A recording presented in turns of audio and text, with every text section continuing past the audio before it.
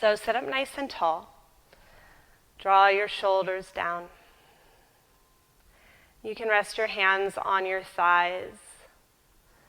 If you feel like you need a little more grounding, if you feel like your energy is a little too frazzled, you can place your hands face down.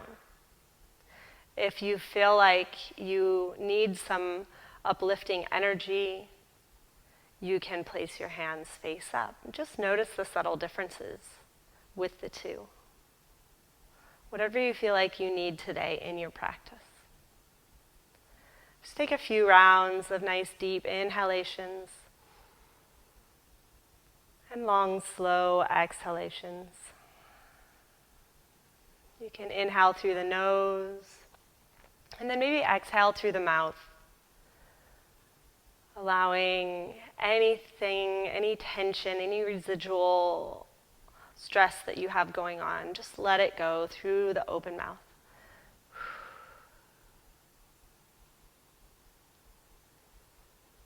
Taking a few more rounds to find a place of centeredness, to find balance between the left hemisphere of the body and the right hemisphere of the body.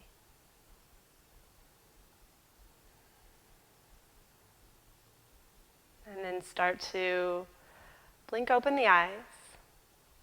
And you can clasp the hands together and start to face them away from the body. So the palms press away from the chest. And then start to reach up towards the ceiling. And you can just take a little movement here, whatever feels good, side to side.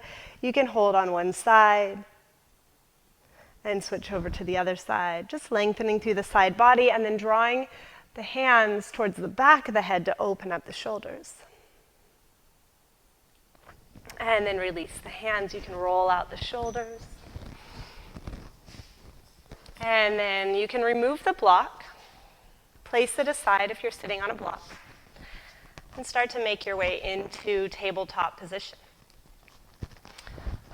Start to take a little bit of movement here. So I always like to cue whatever feels good in your body. If you're not really sure what feels good in your body, you can take traditional cat-cow.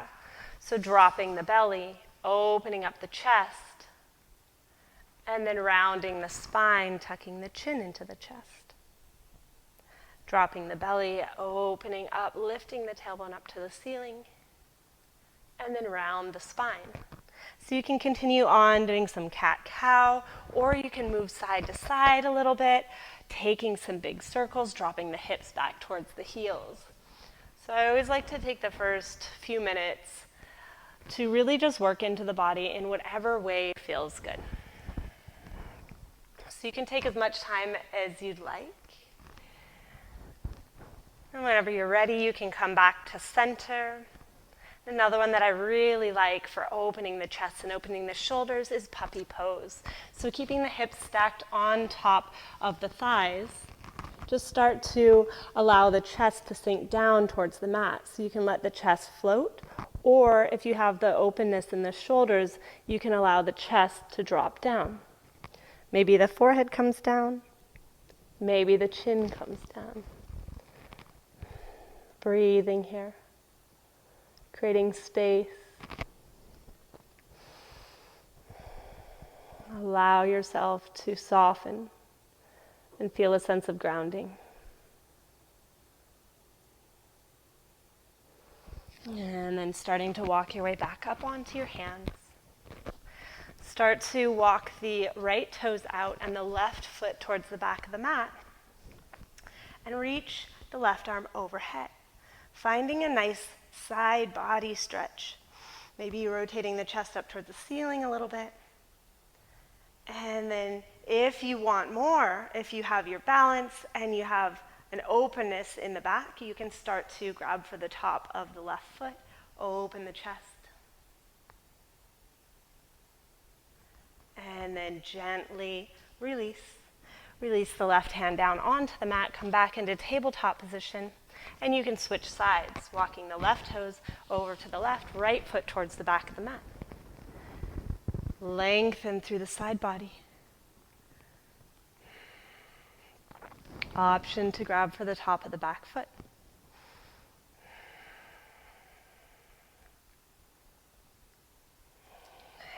And then start to make your way back. Release the right hand down. And then push it back into child's pose. So hips back onto the heels, release the forehead down.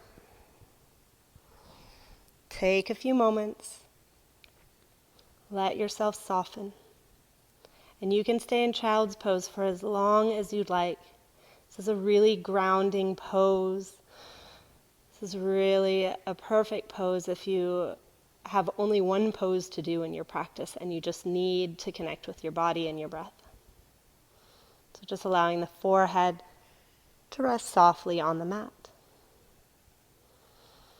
And then whenever you're ready, you can push it into downward facing dog. So just start to lengthen through the backs of the legs, maybe pedaling the feet a little bit, maybe taking some deep bends in the knees.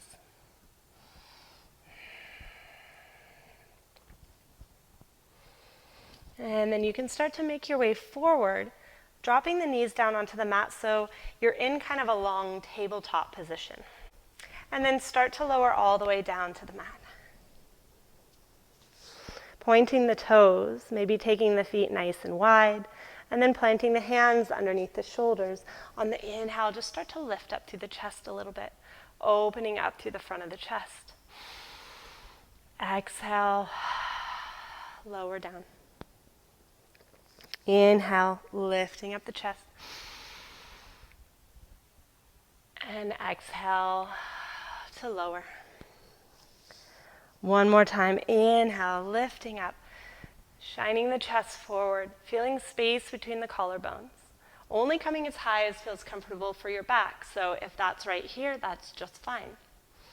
Taking a few breaths here, allowing the hips to ground into the mat, and then really press the tops of the feet into the mat. Maybe lifting the gaze. And then exhale, release. Tuck the toes and start to make your way back into child's pose.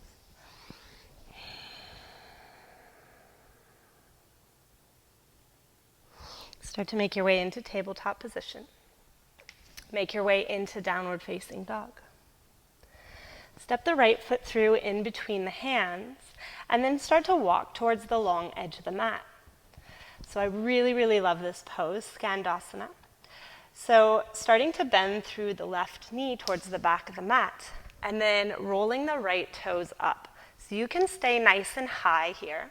You can use a block if you need to and just hang out on one side or the other. So this is a really nice inner groin, inner hip stretch. So I do like to stay on one side and take whatever variation you like. You can keep your hands on the mat. You can bring your hands to heart center.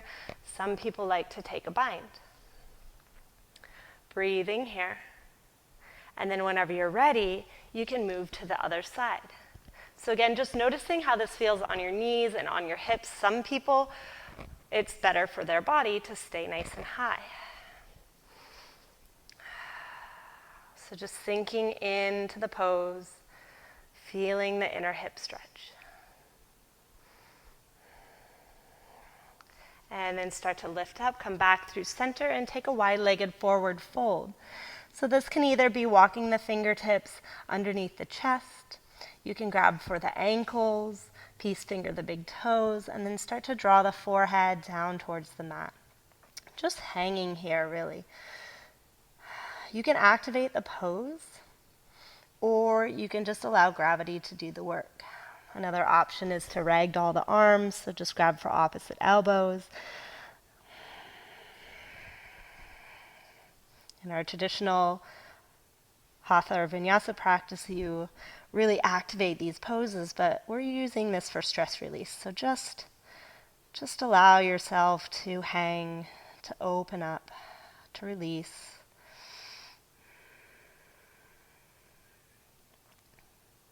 And then start to walk the hands underneath the chest. Start to bend through the front knee. And then step it back to downward dog. Go ahead and pedal out the feet a little bit. And then drop the knees down onto the mat. Sitting upright. So hips are stacked on top of the thighs. We'll just take a gentle back bend here. So a camel pose, gentle variation. So go ahead and tuck the toes, bring the hands to the sacral area, so the flat part at the base of the spine. And then just start to open the chest. Maybe let the head drop back just a little bit. And then you can kind of squeeze the elbows together behind you. And then make your way slowly back up. And come into child's pose. Knees together, release the spine.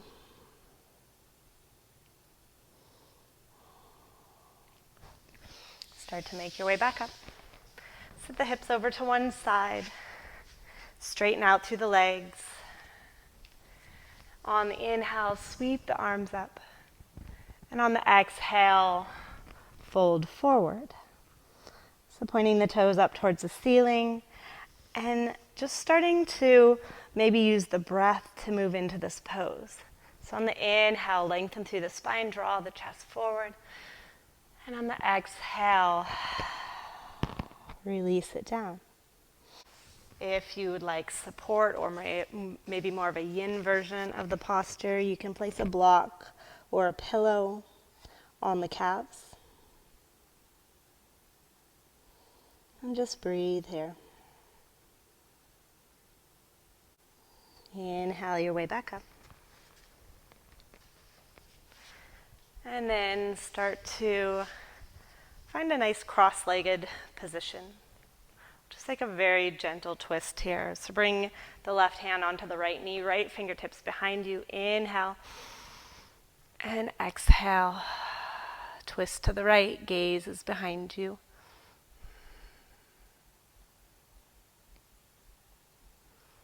One more time on the inhale, lengthen through the spine. And exhale, twist.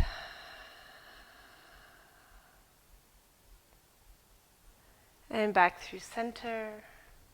And then bring your right hand to your left knee, left fingertips behind you. Inhale, lengthen through the spine. And exhale, twist over to the left. Inhale to lengthen. Exhale, twist and release.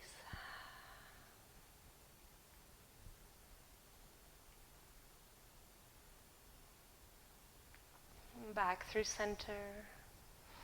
And then just taking a gentle hip opener here. So Baddha Konasana, there's two ways that I like to practice and teach this posture. You can keep the heels closer to the sit bones so that you're working more into the inner hips, and you can feel the release right in the groin area, dropping the knees down towards the mat. Or you can take more of an outer hip stretch, so making more of a diamond shape with the legs, soles of the feet are together, and you'll feel it on the outer sides of the hips. So pick your posture, and you're welcome to do both. Wherever you're at, start to sit up nice and tall. And if you'd like to go deeper, you can start to walk the fingertips forward and fold forward.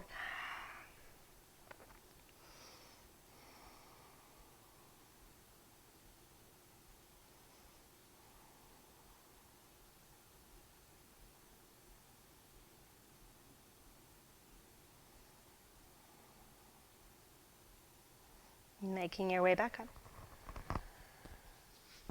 And to finish this short stress relief practice, you can either sit upright, again, as we started the practice today, just taking a few moments of quiet meditation, or you can make your way into Shavasana, lying on your back, moving any props or anything aside, bringing the feet mats width distance apart, arms out nice and wide. Taking a few rounds of deep inhalations and long, slow exhalations.